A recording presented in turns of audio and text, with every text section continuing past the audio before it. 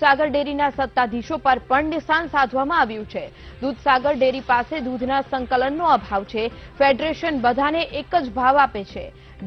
સોઢીએ આક્ષેપ લગાવ્યો કે દૂધસાગર ડેરીના કારણે વધારાનું રોકાણ કરતા દેવું વધ્યું, જેના કારણે 1500 કરોડનું દેવું વધી ગયું છે।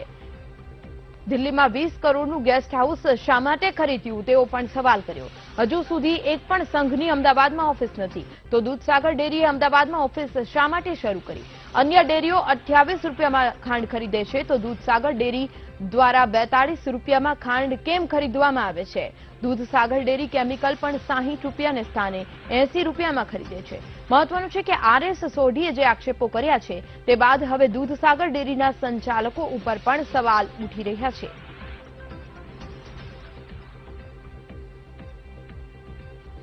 તો દૂધસાગર ડેરીના સત્તાધીશો પર હવે આક્ષેપો કરવામાં આવ્યા છે। સવાલ અનેક ઉઠી રહ્યા છે, કારણ કે આખરે સોઢીએ અનેક સવાલ કર્યા છે। દૂધસાગર ડેરી દૂધના ભાવમાં 5 રૂપિયા ઓછા કેમ આપે છે? દૂધસાગર ડેરી પોતાના નાના ખર્ચાઓ કેમ નથી ઘટાડતી? શા માટે દિલ્હીમાં ગેસ્ટ હાઉસ ખરીદવામાં આવ્યું તેના પર પણ સવાલ કર્યો છે। बैंक्स का 1500 करोड़ देना, बैंक्स को पैसा कौन देगा? क्योंकि जब दूध की सेल ही नहीं होगी तो दूध ले भी नहीं पाएंगे। और तीसरा, जो हजारों कर्मचारी काम कर रहे हैं उनका क्या होगा? क्योंकि अगर आप इस वक्त आप 18 लाख लीटर दूध हैंडल कर रहे हैं और बेच रहे हैं, और अब बेच नहीं पाएंगे, दूध नहीं तो डेयरी कैसे चलाएंगे? तो अल्टीमेटली मल्टी स्टेट जाने से मेरा पर्सनल ये है कि खेडूत को फायदा है, क्योंकि दूसरे संघों को ज्यादा भाव पे दूध देंगे, पर बैंक्स को पैसा मुश्किल हो जाएगा, और कर्मचारियों के भी भविष्य क्या है मुझे उसके बारे में मालूम नहीं। दूसरे संघों से 4 से 5 रुपए लीटर दूध का भाव कम दे रहा है, तो उनका अपना वहीवट देखना चाहिए, उनके नियामक मंडल को अपना वहीवट उनके देखना चाहिए कि क्या कारण, हमारे क्या खर्चे ज्यादा है। अब खर्चे मैंने आपको बोला, घसारा और ये जो ब्याज का 300 करोड़ ज्यादा हो जाता है। अभी इतने छोटे छोटे खर्चे मैं बताता हूं। अभी थोड़े टाइम पहले हुआ था, जो खांड दूसरे संघ 28 रुपए में खरीद रहे हैं, वो 42 रुपए में खरीद रहे हैं। 50-60 करोड़ के तो एक्स्ट्रा खांड में दिया, और वो हाईकोर्ट ने भी रिकवरी के लिए बोला। क्या दिल्ली में उन्होंने 20 करोड़ का एक आलिशान गेस्ट हाउस ले लिया, और वहां लोगों को एंटरटेन करने के लिए। अब मुझे पता है, ना तो अमूल फेडरेशन का दिल्ली में कोई गेस्ट हाउस है, ना किसी बनास इतना बड़ा संघ है 50, उनका नहीं, अमूल डेयरी का नहीं। तो इनको दिल्ली, साउथ दिल्ली में एक 20 करोड़ का गेस्ट हाउस मेंटेन करने की जरूरत है। खेडूत को दूध का भाव 4 से 5 रुपए कम दे रहे हो, कैटल फीड में 50 रुपए ज्यादा चार्ज कर रहे हो, तो आपको वहीवट अंदर देखना पड़ेगा। इसमें तो फेडरेशन का इन्वॉल्व नहीं है।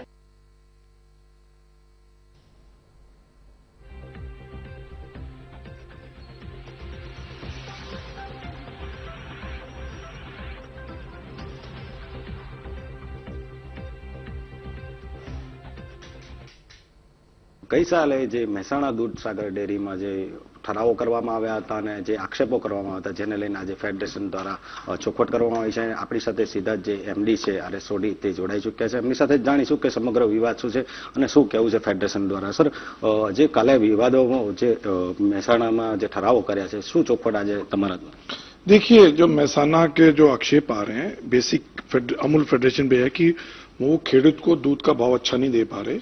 वो बोल रहे हैं कि इसका कारण है कि अमूल फेडरेशन हमारे साथ अच्छा व्यवहार नहीं कर रहा, हमारे कैपेसिटी यूज नहीं कर रहा, दिल्ली में दूध ज्यादा नहीं बेच रहा, हमारा पैसा नहीं, दुनिया भर के आक्षेप है।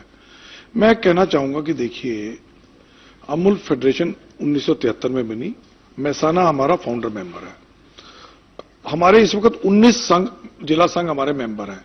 हम कोई भी अमूल प्रोडक्ट जहां से भी लेते हैं, बद्दा संघ को एक ही प्राइस देते हैं। अगर अमूल बटर महसाना से लेंगे, बनास से लेंगे, साबर से लेंगे, एक ही प्राइस देते हैं, तो उनको एक ही प्राइस मिलता है। उसके बाद हर संघ अपने खर्चे निकाल के खेडूत को दूध का भाव देता है, उसका जो भी वहीवट की एफिशिएंसी होती है। अभी महसाना की बात करें, उनका सबसे पहली बात वो कहते हैं कि हम खेडूत को दूध का भाव अच्छा नहीं दे पाते क्योंकि हमारी कैपेसिटी यूज नहीं होती। अब देखिए, कोई भी फैक्ट्री अगर लगाएंगे आप, उसकी कैपेसिटी किसके बेस पे बनाएंगे? आपकी मार्केट कितनी है और आपका दूध का संकलन कितना है। अब महसाना का 2008-9 में महसाना जिला से 18 लाख लीटर का दूध का संकलन था और गुजरात में नंबर 1 पे थी। आज 10 साल बाद भी इनका संकलन 18-19 लाख लीटर ही है और ये गुजरात में नंबर 4 पे आ गए। बनासकांठा 8-9 में 12 लाख लीटर लेता था, आज वो 50 पे पहुंच गया। साबर 10 लाख लीटर था, वो 28 पे पहुंच गया। ये गिरते जा रहे हैं। और कारण क्या है? अगर आपका संकलन दूध का प्रोक्योरमेंट 18-19 लाख लीटर है, आपको कैपेसिटी चलो 20 लाख की लगा लीजिए, 25 लाख की लगा लीजिए, इन्होंने कैपेसिटी लगा दी है 73 लाख लीटर की। 33 लाख लीटर गुजरात में और 40 लाख लीटर दिल्ली में। अब उसमें 1500 से 1600 करोड़ का एक्स्ट्रा इन्वेस्टमेंट कर दिया। कैटल फीड की सेल, दान की सेल 600 टन है, 700 टन, और कैपेसिटी है 2000 टन की, उसमें 70-80 करोड़ ज्यादा खर्चा कर दिया। कड़ी और पाटन में इन्होंने 8 लाख लीटर की नई डेयरियां बना दी, उसमें 100 करोड़ इन्वेस्टमेंट कर दिया। तो ये जो एक्स्ट्रा इन्वेस्टमेंट 1500-1600 करोड़ के है, इससे इनको सालाना जो घसारा और जो ब्याज का बर्डन ही 300 से 400 करोड़ हो गया, जिसके कारण 4 से 5 रुपए लीटर दूध का भाव कम देते। दूसरा इन्होंने क्या किया कि अपनी दिखाने के लिए इन्होंने राजस्थान से दूध का संकलन शुरू कर दिया। 12 लाख लीटर दूध गुजरात से 18 लाख, तकरीबन 1200-1300 मंडली से, और राजस्थान में 5000 मंडली से ये तकरीबन 12 लाख लीटर दूध ले रहे हैं। तो पहले खर्चा प्रोक्योरमेंट का बढ़ गया। फिर गुजरात से ये 40 से 50 रुपए किलो भाव ज्यादा देते हैं, और उसका वो 3 भाड़े के प्लांट रख के पाउडर बना रहे हैं, उस पाउडर को सस्ते दाम पे बेचते हैं। तो तकरीबन जो राजस्थान से दूध खरीदा उसमें इनको 400 करोड़ का नुकसान हुआ। ચોક્કસથી તો આ હતા સોઢી સાહેબ, જેમને આજે પ્રેસ કોન્ફરન્સ કરી અને ત્યારબાદ સીધી વીટીવી સાથે વાત કરી તમામ મુદ્દે ચોખવટ આપી છે। સંદીપ રાજપૂત સાથે વીટીવી ન્યૂઝ, આણંદ। તો મહેસાણાની દૂધસાગર ડેરીના વાઇસ ચેરમેન મોગજી ચૌધરીએ પૈસાની જરૂર હોવા સમયે સરકારે મદદ ન કરી હોવાનો આક્ષેપ કર્યો। તો બીજી તરફ નીતિન પટેલે જણાવ્યું કે એ મારી આવ્યા હતા મારી પાસે અને આરએસ સોઢીને કહીને 100 કરોડની મદદ પણ કરવામાં આવી હતી। જો હું ખોટો હોઉં તો નાયબ મુખ્યમંત્રી પદેથી રાજીનામું આપી દઈશ। જો કે આજે જીસીએમએમએફના એમજી આરએસ સોઢીએ પત્રકાર પરિષદ કરીને દૂધસાગર ડેરીના સંચાલન પર સવાલ ઉઠાવી દીધા અને કહ્યું મોટા ખર્ચાઓ કરવાથી ડેરીને નુકસાન થયું છે અને 100 કરોડની વાત છે તો તે રૂપિયા ડેરીને ચૂકવવામાં આવ્યા હતા। ત્યારે અહીં સવાલ એ છે કે આખરે સમગ્ર મામલે સાચું કોણ છે? આશાબેન હતા, મોક્ષીભાઈ હતા, આખું ડિરેક્ટર બોર્ડ હતું, એમડીએ હતા। મેં કીધું હવે બસો છાપારી કર્યા, મેં શું હતું કહો? મારા એકમાત્ર ફોનથી 100 કરોડ રૂપિયા ડેરીને વહેલા મોકલી હતા। બોલાવો મોક્ષીભાઈને, બોલાવો આશાબેનને। એ ના પાડે કે આ સાચું નથી તો હું નાયબ મુખ્યમંત્રી પદેથી આજે જ રાજીનામું આપી દઈશ। હવે મારી પાસે ત્યારે જરૂર પડી ત્યારે મદદ કરી છે। 2018ના ઓગસ્ટ મહિનામાં હું અને મારા આશાબેન બે અને મારો બોર્ડ નિયામક અમે નીતિનભાઈ સાહેબને મળ્યા હતા। તો નીતિનભાઈ સાહેબે ફેડરેશનમાં ફોન કર્યો હતો। એ વખત ફેડરેશન પાસેથી અમારે 284 કરોડ રૂપિયા લેવાના હતા। તો જે 100 કરોડની વાત કરે છે ને સાહેબ, કે મેં ફોન કર્યો ને એક જ દિવસે 100 કરોડ આપ્યા, એ 284 કરોડ પૈકીના હતા 100 કરોડ રૂપિયા। અને એ તો રોજબરોજ 10 થી 12 કરોડ રૂપિયાનો માલ લેતા હોય એ પૈકીના હતા। 31/3/2018ના રોજ 234 કરોડ રૂપિયા બાકી હતા અને વધીને 350 કરોડ થયું।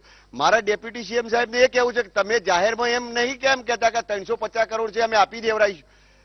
અમારે તો એ જ કહેવું છે કે જો તમારા કહેવાથી પૈસા એ વખત મળતા હોય તો શું આ તમારા કહેવાથી અત્યારે પૈસા રોક્યા છે? मेहसाना डेयरी ने भी राज्य सरकार के पास गए। मुझे याद है कुछ महीने पहले उनको ऐसी पैसे की बहुत प्रॉब्लम थी, वो श्री नितिन भाई के पास गए अपनी प्रॉब्लम लेकर, क्योंकि वो मेहसाना से। तो नितिन भाई ने हमको फोन किया कि मेहसाना क्या मदद कीजिए, इनको कुछ पैसे की प्रॉब्लम है। तो हमने उसी वक्त उनके कहने से 100 करोड़ रुपए दूसरे समूह का काट के मेहसाना डेयरी को भेज दिया। તો મહેસાણાની દૂધસાગર ડેરી મામલે હવે નાયબ મુખ્યમંત્રી નીતિન પટેલે જણાવ્યું છે। એક પત્રકાર પરિષદ કરી અને તેમણે એક પત્રકાર પરિષદ દરમિયાન ખુલાસા કર્યા છે। દૂધસાગર ડેરી મુદ્દે નીતિન પટેલનું નિવેદન સામે આવ્યું। મહેસાણા દૂધસાગર ડેરીનો વહીવટ ઓછા ભાવથી દેવું થયું છે। ભાવ ઓછા આપવાથી અને વહીવટ જે છે તે વહીવટની નાકામી છે તેના કારણે દેવું થયું છે।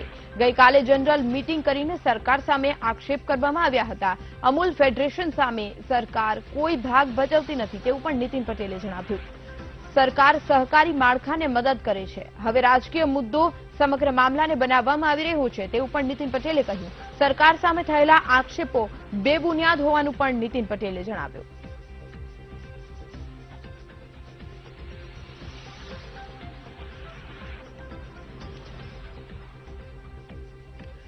દૂધસાગર ડેરી મુદ્દે નીતિન પટેલનું નિવેદન સામે આવ્યું છે. તેમણે કહ્યું કે મહેસાણા દૂધસાગર ડેરીનો વહીવટ અને ઓછા ભાવ આપવાથી આ દેવું થયું છે.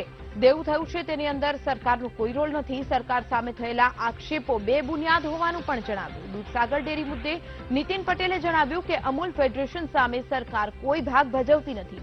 સરકાર સહકારી માળખાને મદદ કરે છે.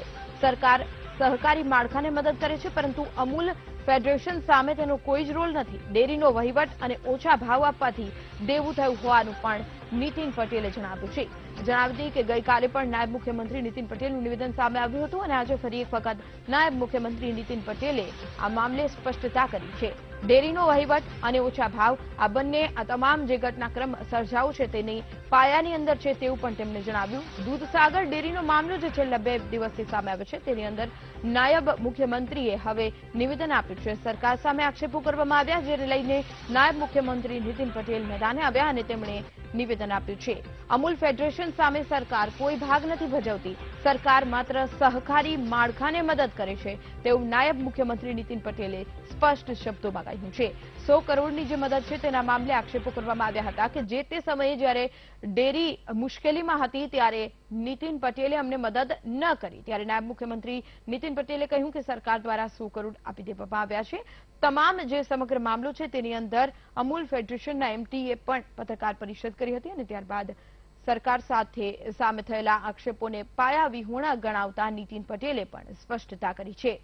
મહેસાણા દૂધસાગર ડેરીનું જે વહીવટ છે તે વહીવટને કારણે જ ડેરી મુશ્કેલીમાં મુકાઈ છે. છેલ્લા કેટલાક સમયથી ડેરી ખોટ ખાઈ રહી હતી. તે ખોટના પાયામાં ડેરીનો વહીવટ છે, ડેરીએ કરેલા ખર્ચાઓ છે તેવું પણ આજે અમૂલ ફેડરેશનના એમડીએ જણાવ્યું. સાથે જ નીતિન પટેલે પણ સ્પષ્ટતા કરી.